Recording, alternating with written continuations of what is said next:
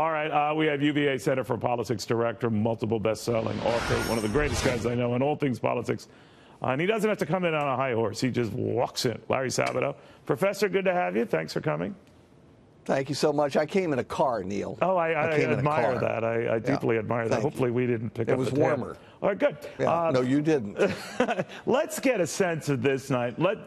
I get the impression, and my colleague Britt Hume I thought said it best, where if you're a Republican, it's a no-win kind of a night, because if you win and you keep that seat, then there is all the issue of how this sorts out and how the establishment has to deal with this going forward. At the flip side, if you lose, you're down to a 51-49 majority. What say you? Believe me, they'd rather have the seat.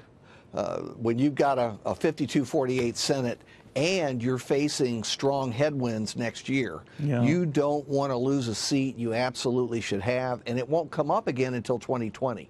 Now, look, I don't know what's going to happen in the Senate. It's completing Jeff Sessions' old Senate seat. I'm sorry, it's completing his term. I don't know what's going to happen if Moore is elected, and he's leading, and, you know, it is Alabama. One would expect a Republican to win a statewide race in Alabama. I know it's closer than usual. But if he gets elected to the Senate, then you have stage two. We have no idea how the Senate will treat Moore once he gets there. Are they really going to recommend, as some are pushing for behind the scenes, that he be expelled? If they do that, then of course it would trigger a new special election with another nominee, a different nominee. Well, wouldn't they first have to launch an ethics investigation and change the rules for that, because this is behavior that allegedly occurred decades ago?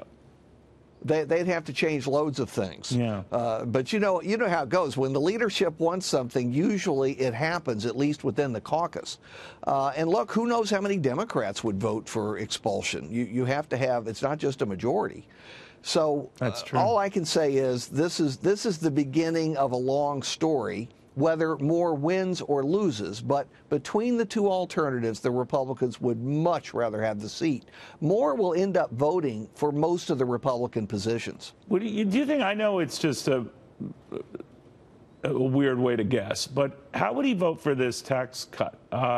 Obviously, Republicans are moving fast and furious to get it out of the way, to make a moot point of whoever is seated for that Alabama Senate spot. But how do you think he'd vote?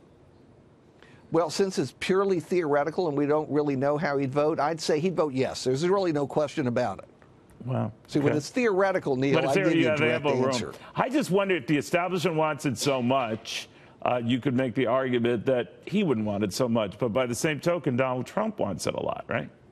Well, see, that's the key right there. Trump has really gone out on a limb for Moore. I mean, he's done things that his own staff begged him not to do, and we all know the history of this. But because of that, I think Moore, who can be obstreperous, but I think he's going to be very responsive to calls from Donald Trump. Trump may have to woo him personally, he may have to bring him over to the White House, you know, feed him lunch or dinner, but in the end, for a big thing, he'll get his vote. All right, but you don't think a Moore loss would have any reflection on Donald Trump?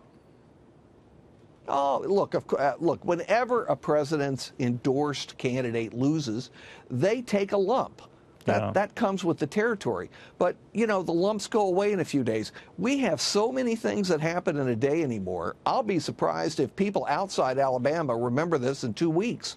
Yeah. It's Christmas in 2 weeks, just in case you were counting. I know how you like to get gifts. I knew where you were going with that. A little hurtful. Yeah. Your comments were a little hurtful, but I love you nevertheless. All right, Professor, good seeing you again.